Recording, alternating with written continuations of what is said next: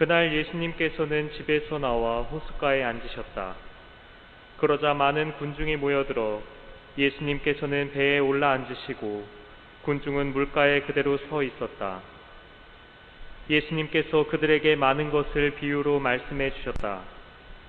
자, 씨 뿌리는 사람이 씨를 뿌리러 나갔다. 그가 씨를 뿌리는데 어떤 것들은 길에 떨어져 새들이 와서 먹어버렸다. 어떤 것들은 흙이 많지 않은 돌밭에 떨어졌다. 흙이 깊지 않아 싹은 곧 돋아났지만 해가 솟아오르자 타고 말았다.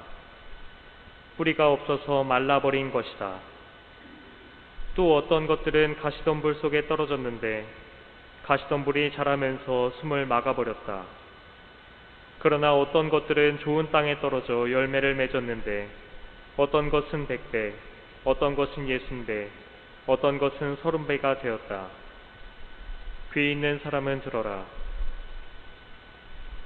주님의 말씀입니다.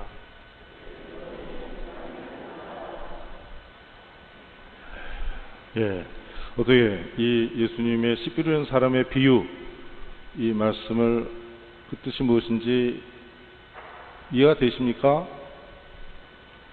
요 내용은 쉽지가 않습니다. 그러니까 이게 무슨 말씀입니까 해가지고 그 아주 첫 교회가 예수님은 돌아가신 다음 부활하신 다음에 이게 도대체 무슨 뜻인가 해가지고 나름대로 해석한 거예요. 그게 비유의 설명입니다. A는 A-, B는 B-, C는 C-. 그러니까 이 예수님께서 직접 하신 이 비유의 내용이 무엇인지 알아듣기가, 이게 까딱 잘못하면은 좀 알아듣기 좀 힘든 그 내용입니다. 먼저 예수님의 이 비유 말씀, 어떤 사람이 씨를 뿌렸는데 어떤 씨는 그 돌밭에 떨어지고 어떤 씨는 길가에 떨어지고 어떤 거는 가시덤불에서 떨어져 가지고 그냥 씨가 그냥 다 죽어버린 건데, 그래도 좋은 땅에 떨어진 씨가 30배, 60배, 100배의 결실을 맺는다. 왜 이런 말씀을 하셨을까? 이 말씀의 뜻은 무엇일까? 먼저 예수님이 이 비유 말씀을 그 복음 선포 활동, 그 공생활 초기에 하셨을까? 중간에 하셨을까? 마지막에 하셨을까? 그거부터 좀 따져봐야 되겠어요. 이건 분명히 예수님이 활동 말기에 하셨을 거다. 예수님이 사람들 앞에 나서 자, 때가 차서 하나님의 나라가 다가왔다 하면서 뭐 사람들 병도 고쳐줬습니다. 빵의 기적도 했어요.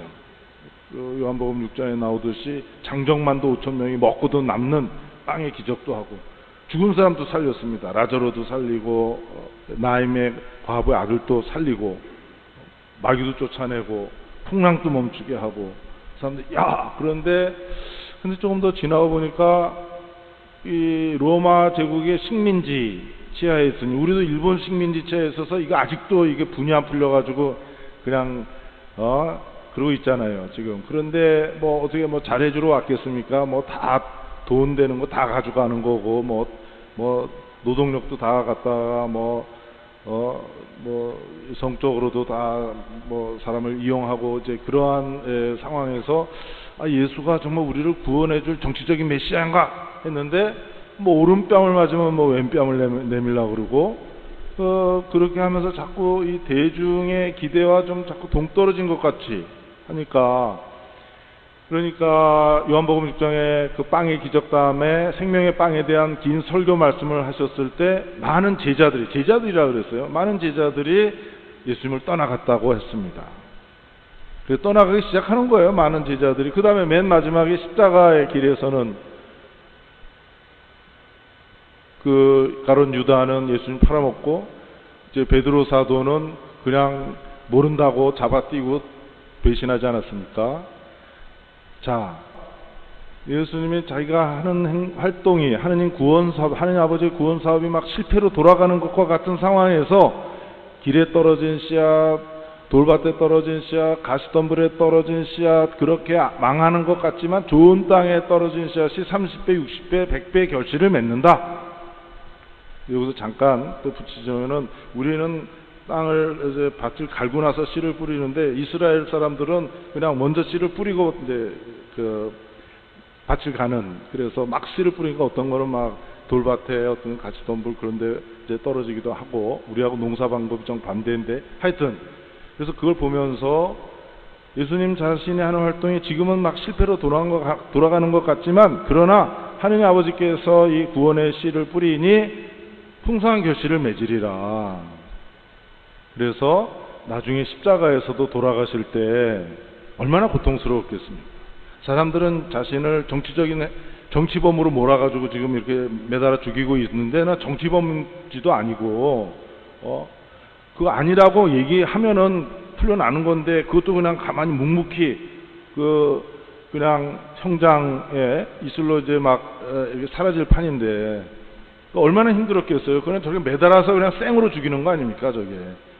예수님은 12시에 매달려서 한 3시에 돌아가셨다는 거 보니까 잡수신 게 별로 없는 것 같아요. 그러니까 빨리 돌아가신 거예요. 나 같은 사람만 해도 좀 더 갔을 것 같아요. 하루 이틀. 생으로 매달려 있으니까 얼마나 힘들겠습니까? 그러니까 힘 좋은 놈은 한 며칠씩도 매달려가지고 고래고래 고함 지르고 많이 살지도 않으니 성화에서 다 들을 거 아니에요. 그러니까 저 독립운동하면 절대로 안 되겠구나. 그러한 고통 속에서 예수님이 어떻게 이 죽음을 그냥 받아들였냐, 순순히.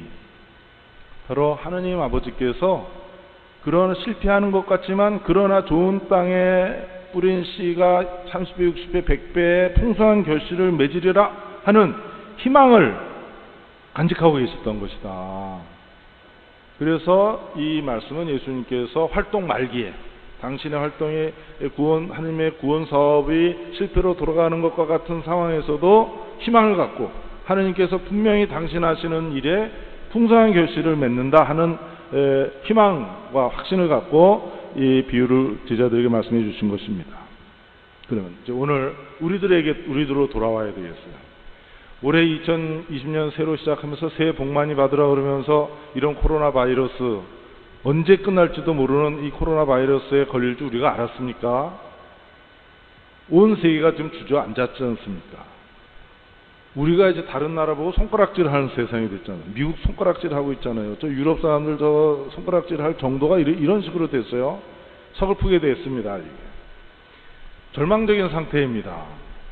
제가 볼 때는 우리가 좀 그래도 먹고 사는 게 코로나 이전에 부스러기를 먹고 사는 거냐, 이게 6개월, 1년 더 가게 되면 이거 어떻게 되냐, 괜히 또 이래서 제가 여러분들 공포에 몰아넣는 게 되지 말아야 되겠는데, 근데 이러한 절망적인 상황, 희망이 안 보이잖아요. 지금 이거 어떻게 되는 거야. 뭐 오늘 그 뉴스 보니까 이 코로나 바이러스가 뇌로도 올라간다 그러고, 미국에서 연구한 결과 나타나니까 더 무서워졌어요. 이게 한 사람 건너뛸 때마다 이게 또 변이가 돼가지고 더 독한 놈으로 바뀐다는데, 이게 가을에 2차 유행돼서 우리가 어떻게 될 거냐 하는 그런 두려움 속에 움츠러들 수밖에 없는 이 절망적인 상황입니다.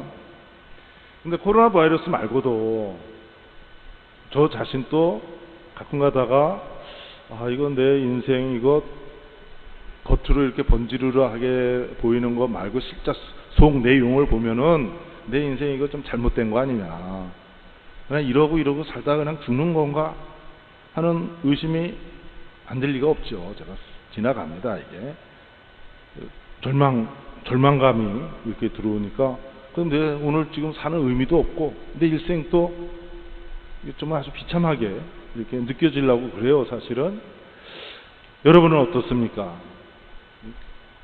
젊은이들이 초라고 부모가 아이들 그냥 공부시키느라고 다 평생 다 보내는 거 아니에요. 다 모든 거 그냥 뭐 에너지, 돈 뭐 다 갖다 퍼붓는데, 지금은 더더구나 코로나 바이러스를 말면 어디 가서 뭘 해볼 수가 없잖아요. 들어갔던 놈도 지금 이제 다 집으로 돌아가야 할 판이니까. 애들도 마찬가지고, 선생님하고 아이들하고 있으면서 그러면서도 억지로 공부시키는 건데, 그냥 지식만 전달하는 게 아니라고 그러는데, 지금 오늘 학교에도 못 가고 친구들도 못 만나고, 거기에 온라인으로 공부한다니까 이거 하나 살짝 누르면은 게임이 기다리고 있는데 어떻게 공부를 할 수 있겠냐.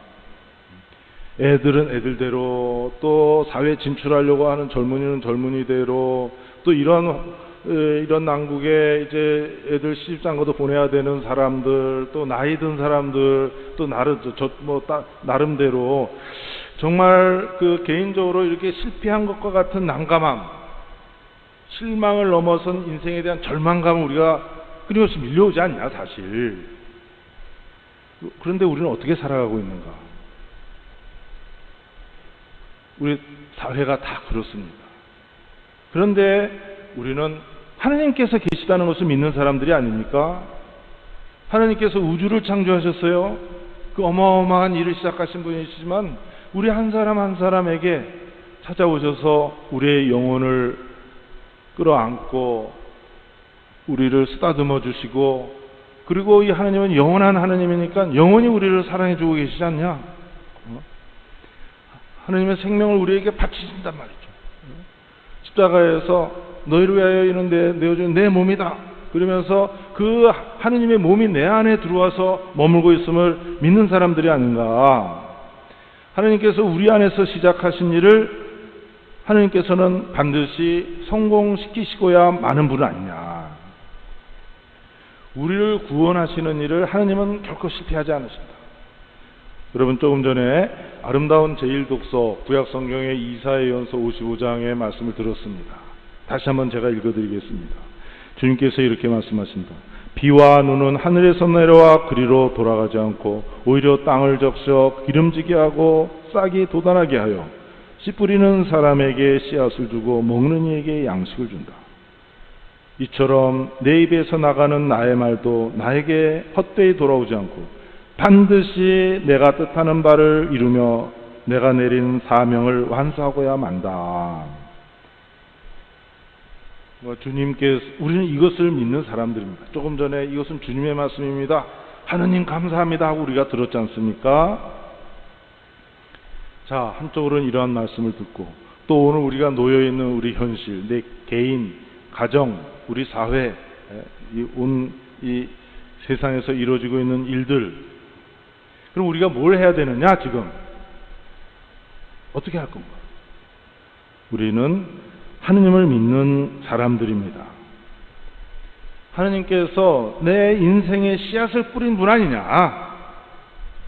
하느님께서 내 안에 인생의 씨앗을 뿌렸으니 하느님께서 반드시 내 인생에 풍성한 성공을 거두고야 말리라. 그 믿음을 갖고 우리는 희망하는 사람들이 아닌가. 희망 속에 살아가는 사람들입니다. 하나님을 믿는다면은 저 십자가에서 예수님이 가졌던 그 희망을 우리도 갖고, 그래서 예수님께서 맞이한 부활과 같이 이 코로나 바이러스, 또 우리가 개인적으로 이러한 그 세대마다 겪는 그런 허탈함과 절망감을 뛰어넘는 하느님이 우리에게 가져다 주시는 그 결실을 우리가 반드시 안고 살아가는 사람들, 이미 그것을 받아서 사는 사람들 아닙니까? 영성천 때 그리스도의 몸, 하느님의 몸을, 이 신비로운 하느님의 몸을 우리가 꿀떡 삼키면서 그와 하나 되어서 이미 살기 시작한 사람들이 아닙니까? 코로나 바이러스 시대에 사람들이 다 움츠러들었습니다. 우리도 움츠러들 수밖에 없어요. 그러나 저 성당 다니는 사람들, 왜 우리랑 똑같이 풀이 주고 있어야 되는데 성당 갔다 오니까 또 힘차게 희망을 갖고 살아가느냐? 모르죠.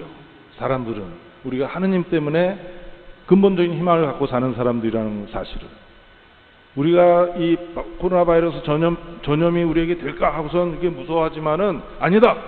우리가 참다운 희망을 다른 사람들에게 전염시키는 사람이 되어야 되지 않냐? 정말 우리가 자꾸 희망을 갖고 막 용기를 가지고 살아가는 것을 보고 사람들도 모르게 자꾸 그 분위기에 휩쓸리게 되지 않겠냐? 오늘 우리 씨 뿌리는 사람의 비유, 예수님도 모든 것이 다 실패로 돌아가는 것 같고 십자가에서 그러면서도 이 하나님의 30배, 60배, 100배의 결실을 좋은 땅에서 맺으라는 그 희망을 갖고 살았던 것처럼 우리도 스승님의 가르침을 마음에 새기고 오늘 코로나 바이러스 시대에 또 우리 각 나이, 세대마다 다 어려움을 겪고 살아갑니다. 자꾸 실패한 것 같고 절망하기 쉬운 유혹을 받고 있지만 유혹을 떨치고 하느님과 함께 희망을 갖고 살아가고 이 희망을 우리가 다른 사람들에게 전파할 수 있어야 하겠습니다.